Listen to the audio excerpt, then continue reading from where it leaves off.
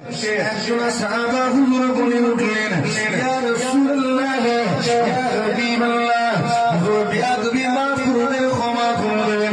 আপনার কুল মুবারকে আপনার কলিজার টুকরা হাসান হুসাইন বসে আছে, রাতটা গভীর হয়ে গিয়েছে, তারা ছোট্ট মানুষ, বাচ্চা মানুষ, বেশি রাত জাগতে পারে না, তাদেরকে ঘুম লেগেছে, ঘুম গ্রাস করেছে, একটু শুইয়ে দিলে আরাম পেত তারা।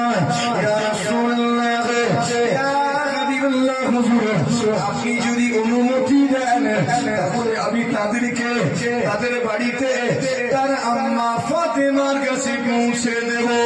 আল্লাহ নবী অনুমতি দিলেন। আমার সাহাবারে ঠিক আছে, আমার এই কলিজার টুকরা হাসান হুসাইনকে তাদের বাড়িতে তার আম্মা ফাতেমার কাছে একটু পৌঁছে দিয়ে আসো। সেই সাহাবা হুজুর বর্ণনা করেছেন, আমার নবী পাকের অনুমতি পাওয়া মাত্র আমি আমার নবী পাকের এই কলিজার টুকরা ভাইকে সঙ্গে করে নিলাম মসজিদুন নববী শরীফ থেকে।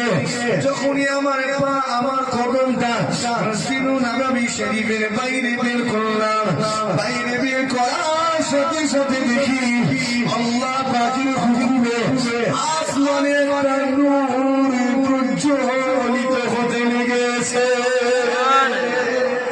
জোরে হয় না সুবহানাল্লাহ।